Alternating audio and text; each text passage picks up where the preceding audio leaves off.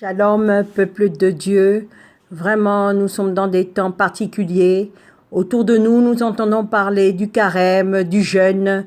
J'aimerais, par la grâce de Dieu, vraiment édifier certaines personnes, mes frères et sœurs, par rapport à ces temps de carême.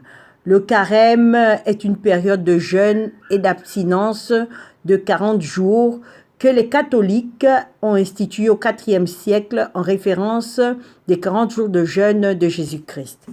Bien-aimés dans le Seigneur, le carême a commencé cette année 2018, le 14 février, et se termine le 29 mars. Il est vrai que beaucoup de gens parlent du carême, font le carême.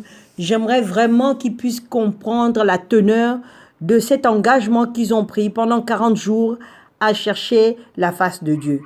Il est vrai que certains prient tout seuls, jeûnent tout seuls, mais le carême, par définition, est un jeûne d'ensemble, un jeûne corporatif. Par exemple, nous voyons dans le livre de Joël à la Bible, Joël chapitre 2, à partir du verset 12, nous lisons « Maintenant encore, dit l'Éternel, revenez à moi de tout votre cœur, avec des jeûnes, avec des pleurs et des lamentations. Déchirez vos cœurs et vos vêtements, revenez à l'Éternel votre Dieu, car il est compatissant et miséricordieux, lent à la colère, riche en bonté, il se répand des mots qu'il envoie. » Verset 15, « Sonnez de la trompette en Sion, publiez un jeûne, une convocation solennelle. » Assemblez le peuple, formez une sainte réunion, assemblez les vieillards, assemblez les enfants, même les nourrissons à la mamelle, que l'épouse sorte de la demeure et l'épouse de la chambre. Bien-aimés dans le Seigneur, les catholiques font 40 jours de jeûne avant la Pâque. Donc, ils se préparent à célébrer la Pâque pendant 40 jours de jeûne qu'ils appellent carême.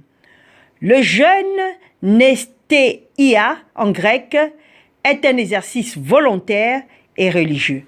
J'aimerais vous dire quelques définitions vraiment qui me touchent lorsqu'on parle du jeûne. Jeûner, c'est s'abstenir de plaisirs naturels pour des objectifs de Dieu à atteindre. Jeûner, c'est un engagement personnel de s'abstenir des choses naturelles pour obtenir des choses spirituelles. Jeûner, c'est quand tu décides que les choses spirituelles sont plus importantes que les choses naturelles. Tu jeûnes, bien-aimé, pour atteindre des objectifs spirituels, et lorsque tu le fais, ne laisse pas la chair te diriger. La Bible nous dit dans le livre de Galates, chapitre 5, verset 16, l'apôtre Paul dit « Ne marchez pas selon la chair et n'accomplissez pas les désirs de la chair. » Bien-aimés dans le Seigneur, lorsque nous jeûnons, nous faisons taire la chair. Tout ce qui est de la chair doit aller au second plan. Et tout ce qui est spirituel doit aller au premier plan. Bien-aimés, le jeûne nous transfère du naturel au spirituel, du naturel au surnaturel.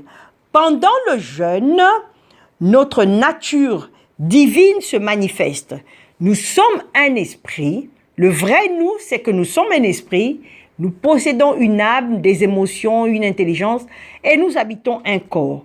Donc pendant le jeûne, nous faisons ressortir le vrai nous, c'est-à-dire l'esprit, ce qui est le vrai nous, ce qui vient de Dieu, de nous, l'esprit. Bien-aimé, le jeûne est une abstinence personnelle pour un temps, ayant pour priorité les choses de Dieu, ayant pour priorité les choses spirituelles. Le jeûne biblique se fait sans manger de la viande. Le jeûne se fait en mangeant des légumes, en buvant des boissons liquides, par exemple de l'eau, des jus, pas de boissons gazeuses. L'eau est vraiment recommandée pendant le jeûne.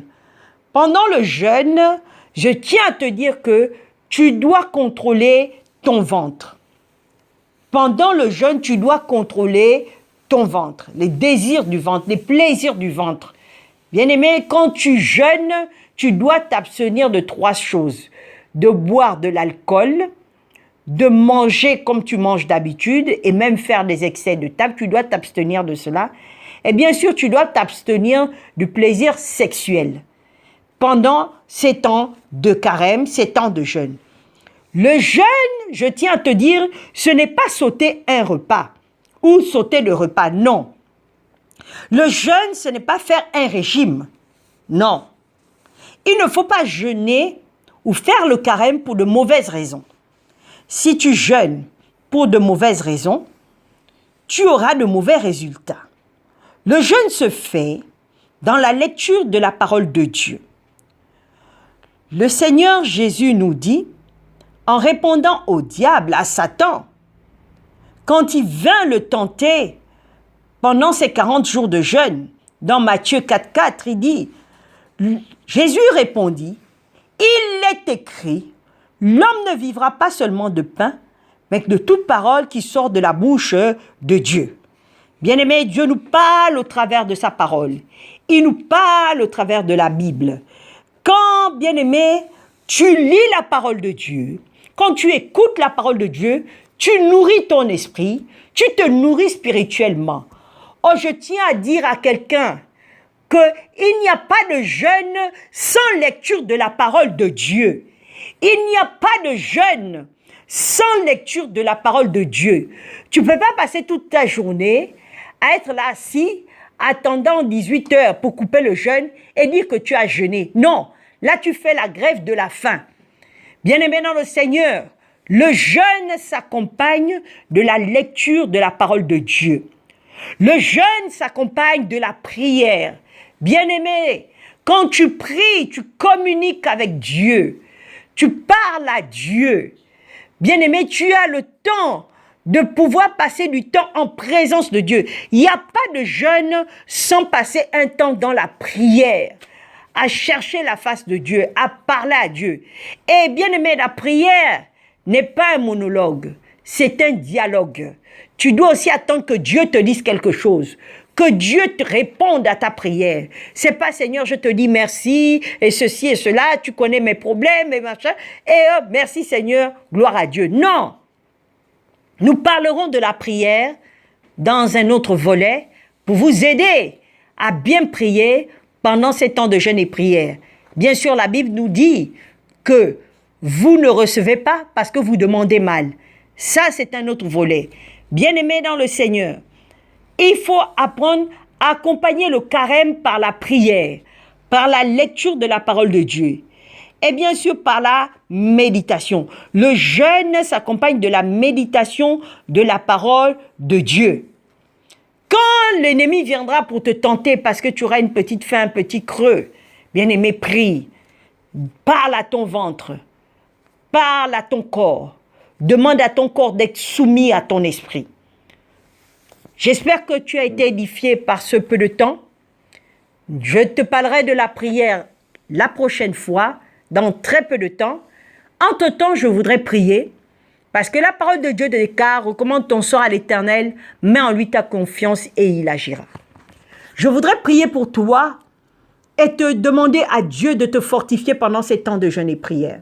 Pendant ces temps de carême, que la gloire de Dieu descende dans ta vie, que Dieu te fortifie, que tu t'attaches à sa parole, que tu médites sa parole, que tu puisses lire sa parole, que tu puisses passer des temps de prière, de recherche de la face de Dieu et attendre que Dieu te réponde.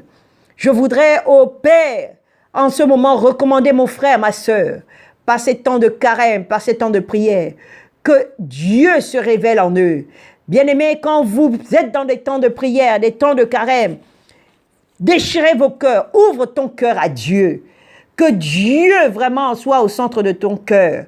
Dieu ne regarde pas à ton compte en banque. Dieu ne regarde pas à ton nom de famille.